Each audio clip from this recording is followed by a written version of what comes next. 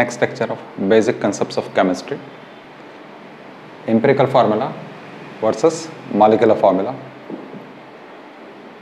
So in chemistry often the molecules are represented by various methods.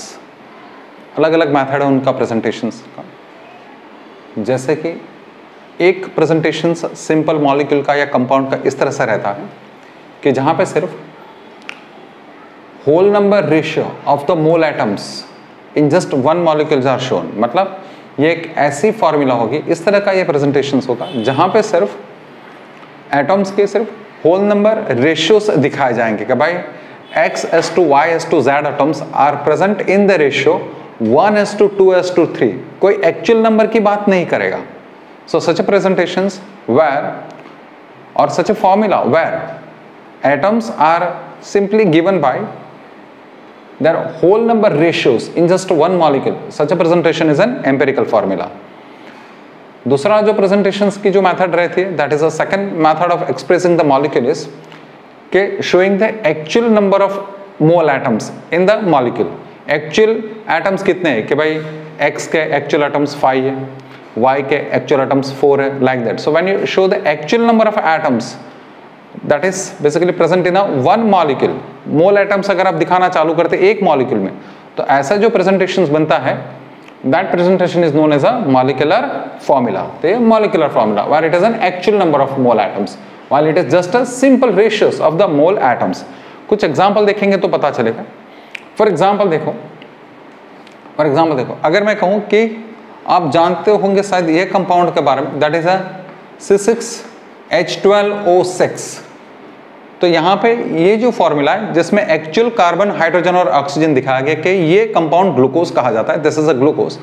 This glucose has 6 carbon mole atoms of carbon, 6 mole atoms of hydrogen, that is a 12, and so as atoms of oxygen are 6 in one unit. आप एक मोल बोल लो या एक molecule कह लो, तो एक molecule में 6 carbon के एटम्स एक्चुअल नंबर है, 12 हाइड्रोजन है और 6 ऑक्सीजन है. So such a presentations where actual number of atoms are shown, that is a molecular formula. अगर यही प्रेजेंटेशंस को अलग तरीके से भी दिखा जा सकता है. सुनो, यहाँ पे क्या हो रहा है, मुझे पता चला है कि ये 6 है कार्बन के, हाइड्रोजन के 12 है और ऑक्सीजन के 6 है. सॉरी, ऑक्सीजन इज अ 6:1. ठीक है, तो ये 6:12:6 को, ये रेशियो को मैं पूरा रिड्यूस कर सकता हूँ, उसको थोड़ा मैं रिड्यूस कर सकता हूँ. कैसे? तो dividing the entire ratios by the 6. अगर पूरा रेशियो को आप 6 से डिवाइड करेंगे, so that is a 6/6, 12/6 and 6/6.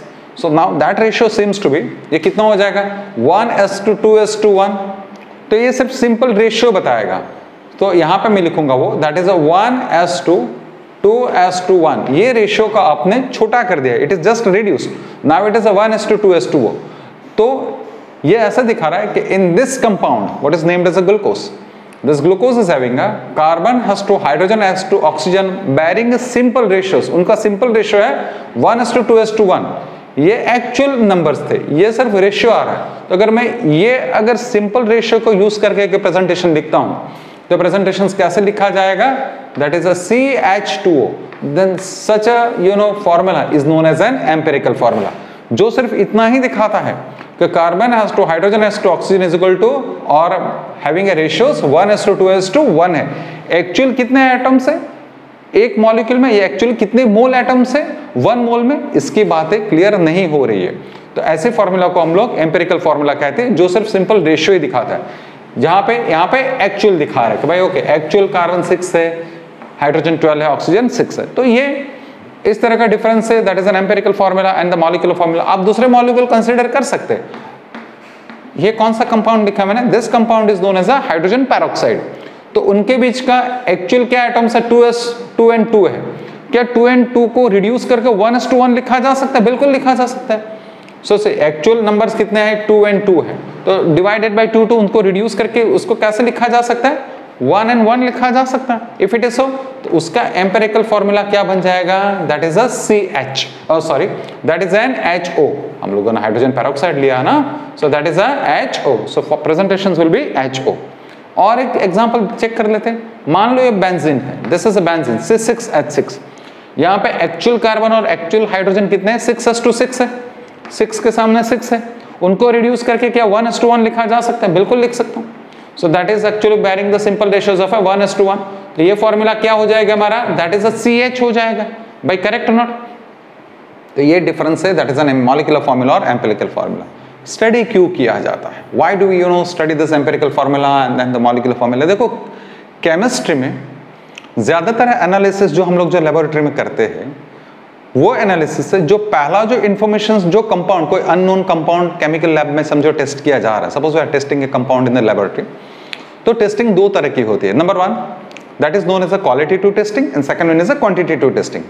Qualitative testing से हम ये आइडेंटिफाई करने की ट्राई करते हैं, हम ये रिकॉग्नाइज करते हैं कि भाई कौन से एलिमेंट्स प्रेजेंट है। So we try to identify the elements which are present in the compound, कि भाई कौन है, नाइट्रोजन है, सल्फर है, कार्बन है, हाइड्रोजन है, ऑक्सीजन है। We have a series of test available out there. So conducting those test, I mean हम सिर्फ वो एलिमेंट की आइडेंटिटी लेके आते हैं कि भाई इतने इतने, that is a qualitative testing. वो हो जाने के बाद में again we have a different set of testings available in the laboratory, what are known as a quantitative analysis. तो वो हो जाने के बाद में समझो कंफर्मेशन टेस्ट, एक चेकलिस्ट बनाया जाता है, yes carbon is present, hydrogen is present, oxygen is present. उसके बाद में हर एलिमेंट का एक स्टैंडर्ड टेस्ट होता है कि समझो hydrogen is present, the next question is how much, कितना है, oxygen is present, the next question is how much.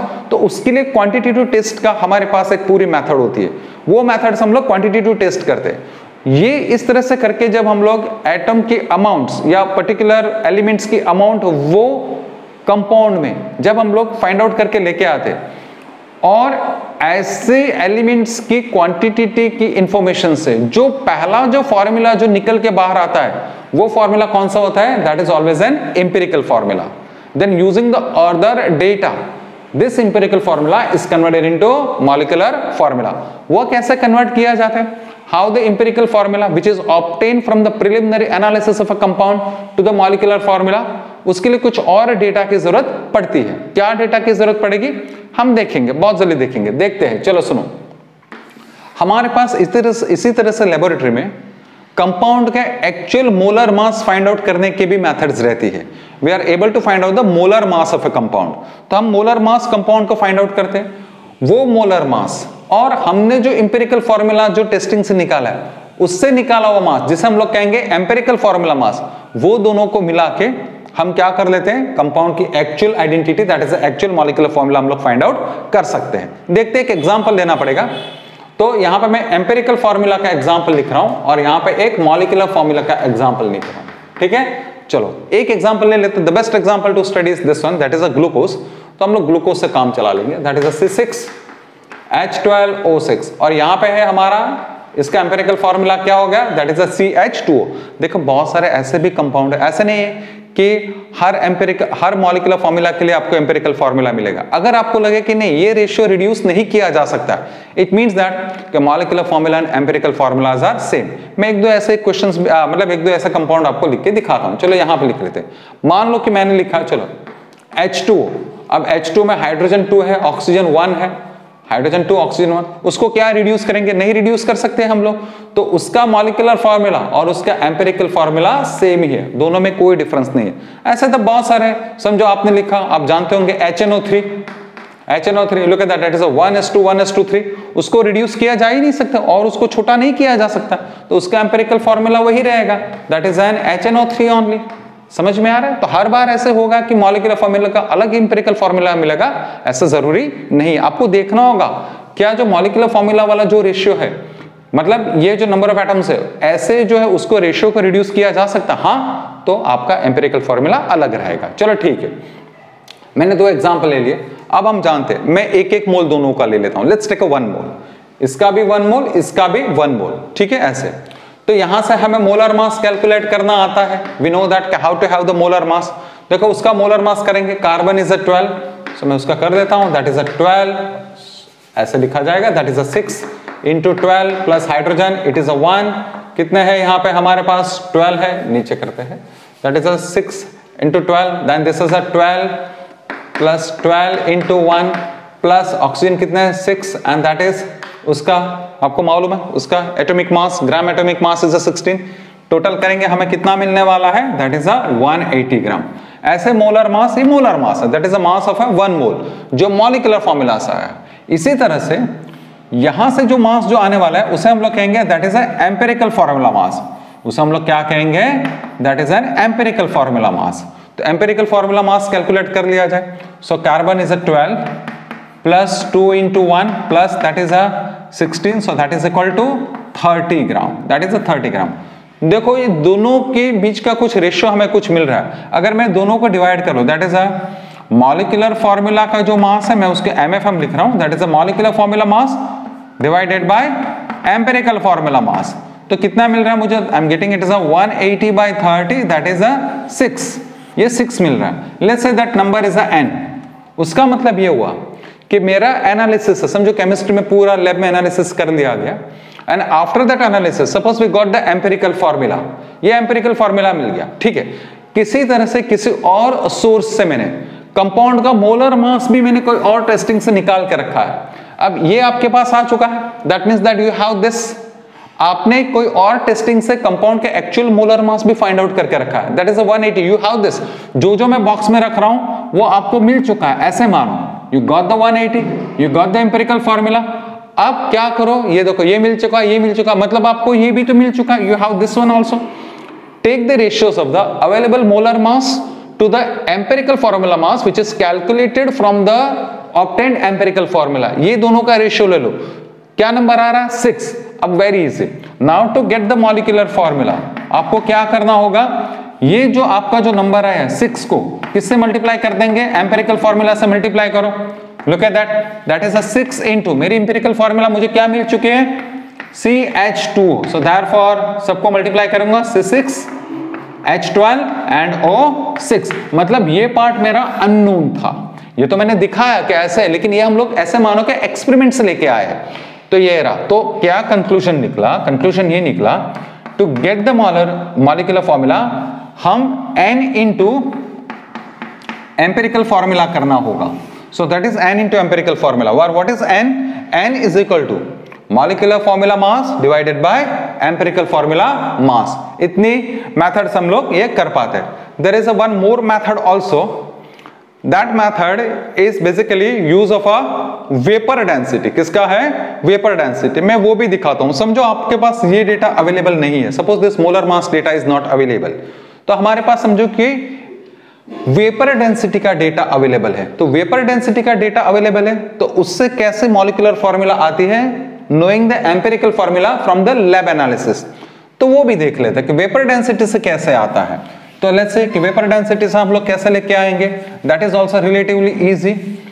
The concept of a vapour density we call it as a V is useful only for the volatile compound. सिर्फ जो compound volatile होंगे उनके लिए ही use किया जाएगा। तो vapour density हम लोग लिख लेते हैं, that is a vapour density, short में उसको VD कहा जाता है। VD कुछ नहीं है, व्हाट इज अ VD? तो VD is basically it is a density of, से मैं वापस कहता हूं, ये कॉन्सेप्ट तभी यूज किया जाता है जब जो कंपाउंड का एम्पिरिकल फॉर्मूला आपको फाइंड आउट करना है वो थोड़ा वॉलेटाइल हो, मतलब गैस में कन्वर्ट होता हो, इसीलिए ये यूज करेंगे। So that is a density of the vapour, जिसका हमें एम्पिरिकल फॉर्मूला फाइंड आउट करना है, divided by it is a density of the hydrogen gas, divided by what, it is a density of the hydrogen gas। ठीक है। अब chemistry में not in this chapters, in the chapters to follow, especially in the states of matter, we'll learn that कि किसी भी gas की जो density है वो उसको मोलर मास को प्रोपोर्शंस करती है। किसी भी कंपाउंड की डेंसिटी किसको प्रोपोर्शंस करती है, उसके मोलर मास को प्रोपोर्शंस करती है। ये आपको बताया जाएगा, ठीक है, वो स्टेट्स ऑफ मैटर में। तो अभी आपको ये एक्सेप्ट करना है कि density of any compound is directly proportional to the molar mass. अगर आप ऑलरेडी स्टेट्स ऑफ मैटर पढ़ चुके हैं तो मैं थोड़ा दिखा देता हूं। जिन्होंने पढ़ लिया, किसी भी आइडियल गैस का बिहेवियर ऐसे डिफाइन किया जाता है, that is a PV is equal to nRT, जहां पे P गैस का प्रेशर है, V वॉल्यूम है, N नंबर ऑफ मोल्स है, R एक कांस्टेंट है, आप जानते हैं universal gas constant, and T is a temperature. So therefore ये PV is equal to nRT लिखा गया है, ठीक है। हम ये भी जानते हैं कि mole is equal to mass upon molar mass, into R T, तो थोड़ा यहां से चेंज कर देते हैं, that is m upon v, v को नीचे ले लिया, and that is R T by M. अब देखो mass upon volume is the density, so therefore it is equal to D R T upon M. M का side change कर देता हूं, इस तरफ लिख देता हूं, so that is P M. अब अगर मैं प्रेशर को कांस्टेंट मानूं, आर टी ऑलरेडी कांस्टेंट होगा, तो क्या डी डायरेक्टली प्रोपोर्शंस करेगा मोलर मास को? यस, तो D is proportional to the molar mass, ये यही है। तो आपको सिर्फ इतना यूज करना, that is the density proportional to the molar mass. यहां पे देखो हमारा जो अननोन कंपाउंड है उसकी वेपर है, तो उसका मोलर मास को हम लोग mx कह देते हैं, that is an molar mass of the compound whose empirical formula to be calculated. ठीक है, density of H2 gas will be proportional to the molar mass of hydrogen gas. अच्छा sorry, molar mass of hydrogen gas, लेकिन molar mass of hydrogen gas is 2, तो हम कहेंगे कि therefore vapour density is equal to molar mass of a compound divided by 2। तो कभी कभी क्या होता है हमारे लेबोरेटरी, हम लैब में क्या करते हैं, specially for the volatile compound, हमारे पास मेथड्स रहती है, हमारे पास इंस्ट्रूमेंट्स रहते हैं, एपरेटस रहते हैं, उससे हम लोग क्या करते हैं, कंपाउंड की, वॉलेटाइल कंपाउंड की वेपर डेंसिटी निकाल देते हैं। वो वेपर डेंसिटी को 2 से मल्टीप्लाई करेंगे तो that is a molar mass, मतलब यहां पे आ गए, यहां पे आ गया मोलर मास आ गया, मतलब हमें n नंबर अभी मिल जाएगा यूजिंग दिस, क्योंकि ये तो हम लोग एनालिसिस से लेके आए हैं। So therefore molecular formula mass divided by empirical formula mass, ये हम वेपर डेंसिटी से लेके आ जाएंगे, दिस इज 2 into Vd, ये 2 into Vd करके ये लेके आ जाएंगे, तो हमें n नंबर मिल जाएगा। Once we have the n number, we multiply with the obtain empirical formula and we get the molecular formula. तो इस तरह का कुछ लेबोरेटरी एक्सरसाइज भी मैंने यहां से आपको दिखा दिया, ताकि आपको लगे कि ये एक्सरसाइज का काम क्या है। Now will try to solve some examples based on this concept. ठीक है, आप कुछ एग्जांपल देखते हैं। Suppose through the laboratory analysis I said, एक कंपाउंड का एनालिसिस किया गया और पता चला कि it has a carbon, hydrogen and oxygen. उनके यहाँ पे ये एनालिसिस से निकाला गया कि भाई in that compound through the quantitative analysis find out कर लिया गया कार्बन इतना मास परसेंटेज है, हाइड्रोजन इतना मास परसेंटेज है, और बाकी का जो बचा है वो ऑक्सीजन है। तो रेस्ट इज ऑक्सीजन। हम जानते हैं कि भाई total of the percentage is always 100, तो 100 में से इन दोनों को माइनस कर लिया जाए, that is 100 minus 57.8 plus 3.6, so that answer is a 38.6, मतलब ऑक्सीजन का 38.6% रहने वाला है। Is that clear? ठीक है, तो पूछा गया कि भाई ये कंपाउंड को और एक एनालिसिस, उनका मोलर मास भी उन्होंने फाइंड आउट करके रखा है। ओके फाइन, आपको बोला गया इसका एम्पिरिकल फॉर्मूला क्या है। देखो कैसे करना है। What is empirical formula? That is the whole number ratios of the mole atoms, मतलब हमें मोल एटम लाने हैं, हमें क्या लाने हैं, हमें मोल एटम्स लाने हैं और फिर उनका रेशियो ले लेना है, that's all. So I need the mole atoms of carbon, hydrogen and oxygen. समझ में आ रहा है? और फिर उनका रेशियो ले लेना, तो उनके मोल एटम्स लाने हैं, मतलब उनके मोल्स लाने हैं, ऐसा सोचो, उनके मोल्स लाने हैं, उनके मोल लाने हैं। ठीक है, तो mole is equal to the mass upon molar mass या mass upon atomic mass. Element के केस में it is divided by atomic mass. तो ठीक है, बहुत ही इजी वे में उसको सॉल्व किया जाता है। That is a carbon, hydrogen, oxygen, जो एलिमेंट्स दिए हैं उसको एक्सट्रीम लेफ्ट कॉलम में रखो, उनके क्या मासेस दिए हुए हैं, परसेंटेज की टेंशन ही मत लो, सीधा लिख दो। That is a 57.8, hydrogen is a 3.6 and oxygen कितना आया है हमारा, that is by the difference, it is a 38.6। Next column में क्या लिखा जाएगा, तो उनके एटॉमिक मासेस लिखे जाएंगे, वो तो स्टैंडर्ड है। That is a carbon is a 12, hydrogen is 1 and that is a 16। क्या कहा मैंने, हमें मोल्स चाहिए, तो ठीक है, यहाँ पे हम मोल एटम लेके आएंगे, कभी कभी उसको रिलेटिव नंबर ऑफ एटम्स भी कहते हैं हम लोग, ठीक है, लेकिन लैंग्वेज से कंफ्यूज नहीं होना है। सो that is a mole atoms चाहिए, चलो ठीक है, मोल एटम्स यहाँ पे लेके आते हैं। So mole atoms, mass upon molar mass 57.8 divided by 12, इसी तरह से यहां से करेंगे। So that is a 3.6 divided by 1, so that is a 3.6 mole itself, I mean, and that is a 38.6 divided by 16। भाई जानते हैं ना हम लोग formula, that is a mass upon molar mass. ये आपका आ रहा है answer, that is a 4.8 and this is somewhere around 2.4। आप चेक कर सकते हैं 4.8, 3.6 एंड 2.4, ये उनका मोल एटम्स है, किसके, कार्बन, हाइड्रोजन और ऑक्सीजन के। ठीक है, तो उनके मोल का रेशियो क्या होगा, क्योंकि वही तो हमारा empirical formula. So carbon has two, hydrogen has two, oxygen is equal to 4.8 S to 3.6:2 2.4। चलो डेफिनेशंस क्या कहती है, होल नंबर रेशियोज। अभी ये होल नंबर रेशियोज तो है नहीं, तो क्या करो आप, जो रेशियो में, ये तो कुछ फ्रैक्शनल रेशियो दिख रहा है, तो रेशियो में जो लिस्ट नंबर, जो सबसे छोटा नंबर है उसके ऊपर अंडरलाइन करो, और पूरा रेशियो को वो छोटे नंबर से डिवाइड करो, पूरा रेशियो के छोटे नंबर से डिवाइड करो। मैं इसी में डिवाइड कर दूंगा। So that is a 2.4 divide by 2.4 and this is also divided by 2.4। अब वापस एक बार ट्राई कर लो। So look at that, 4.8 divided by 2.4, ये हमारा 2 होगा, S2। 3.6 डिवाइडेड बाय 2.4, आप थोड़ा चेक कर लो, दैट इज अ 1.5 होगा, and this is a 2.4 divided by 2.4 is a 1 होगा। अभी भी ये होल नंबर रेशियो नहीं लग रहा है, 1.5 नहीं चल सकता, नहीं आया है, कोई बात नहीं। क्या करो, कोई ऐसे नंबर से रेशियो को मल्टीप्लाई करने की ट्राई करो कि वो होल नंबर रेशियो आ जाए। तो मैं अगर ये रेशियो को पूरा डबल कर दूं, suppose I multiply two the 2, तो मुझे क्या मिल जाएगा, that is a 4s2 3s2 2 मिल जाएगा, करेक्ट और not, and this is a whole number ratio.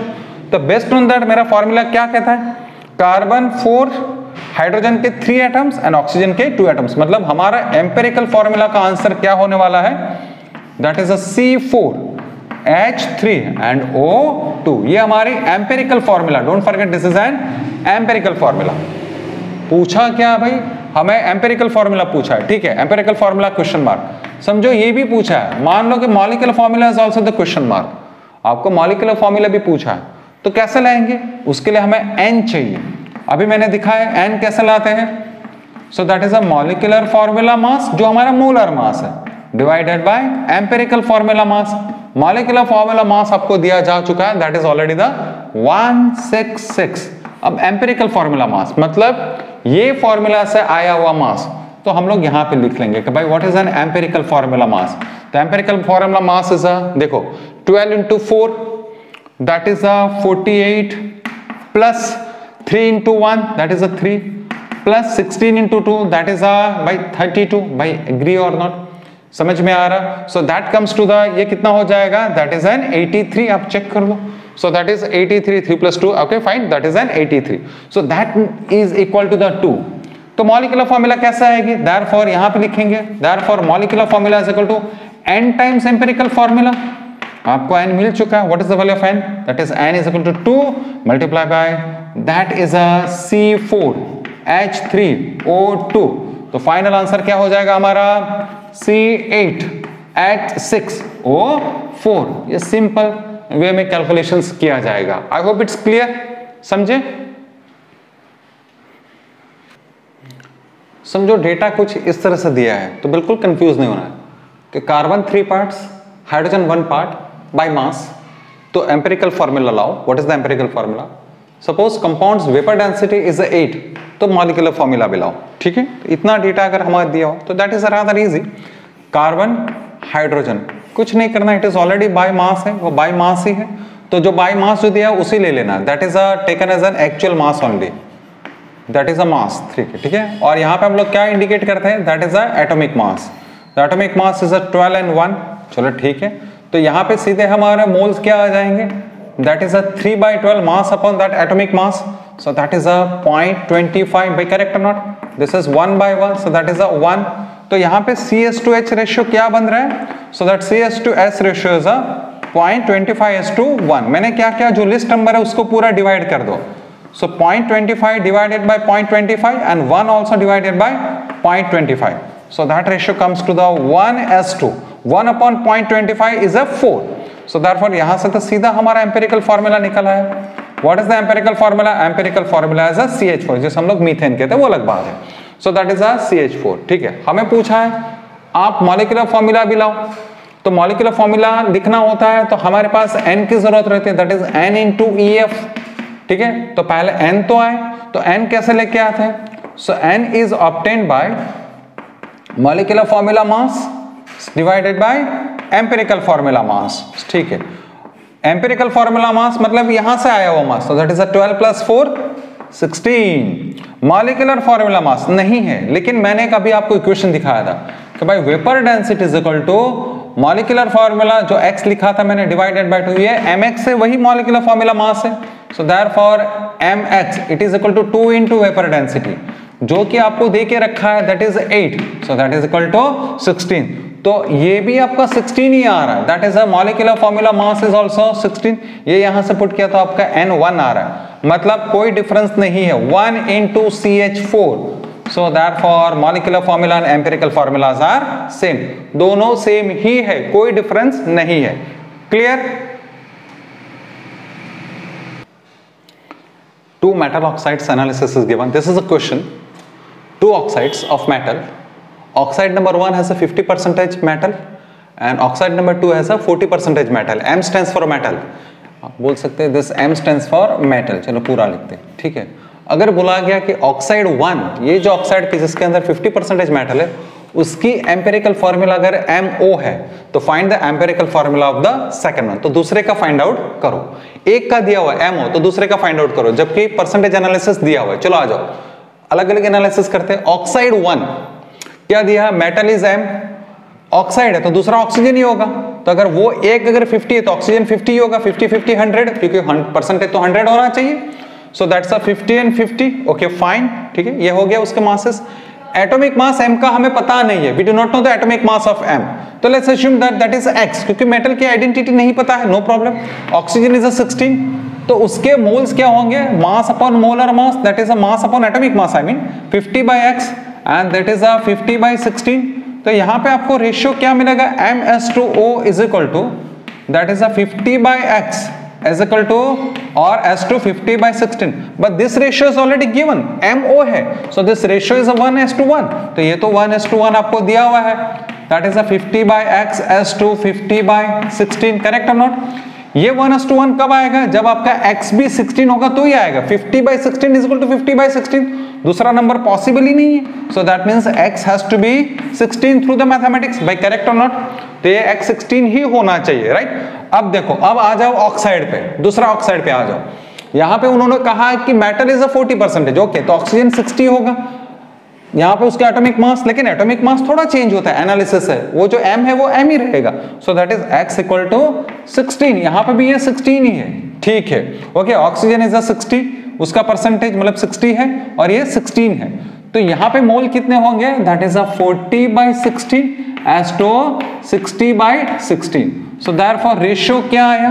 What is the ratio? 40/16 is equal to 60/16, that 16 cancel, या बोलो पूरा रेशियो को 16 से मल्टीप्लाई करो, 16 कैंसल, 40/60 डिवाइड बाय 10 कर दो, डिवाइड बाय 10 कर दो, सो दैट इज अ 4:6, उसको और रिड्यूस किया जा सकता है 2:3, so therefore formula of the oxide would be M2O3। Clear और नॉट?